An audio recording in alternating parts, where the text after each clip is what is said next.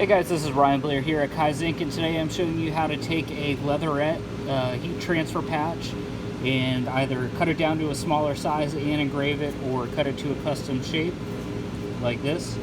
So the first thing you're going to do is, just like normal, you're going to go ahead and open up your design here in Illustrator, and you can see that we have our vector stroke, which is 0.01, and then everything that's going to be engraved is just solid black. So the first thing we're going to do is we're going to go ahead and do Control P, and we're going to make sure that our printer is set to Epilog and the media size is set to engraver, and then go ahead and hit print, and then that's going to pop up the Epilog laser software. So what we're going to do first is we're going to take a look at the settings here, and we're going to import material settings, and this is for the engraving section. And so what we're going to do is we're going to come down to leather, and we're going to select JDS leatherette patch, click on it and hit import.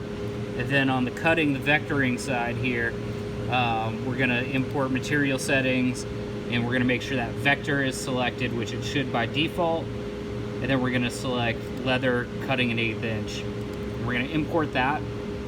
And so our camera system is a little tweaked at the moment.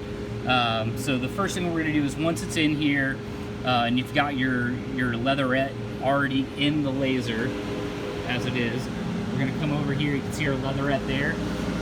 Because there is stitching going around this patch, and we want to make sure that we're cutting within the stitching, we're just going to go ahead and, with that job selected that was just sent over here, is we're going to click trace.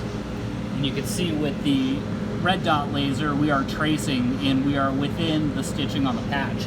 So we're good to go there. And so we can just go ahead and turn the trace off. And now we are good to go ahead and run our job. So we're going to go ahead and hit play. And you can see that it is going to town on the engraving, and then it will do the vectoring. And once you're done, you'll be left with something like this, which just needs to be cleaned off with solution, and it is ready to go to the heat press. Thanks for watching.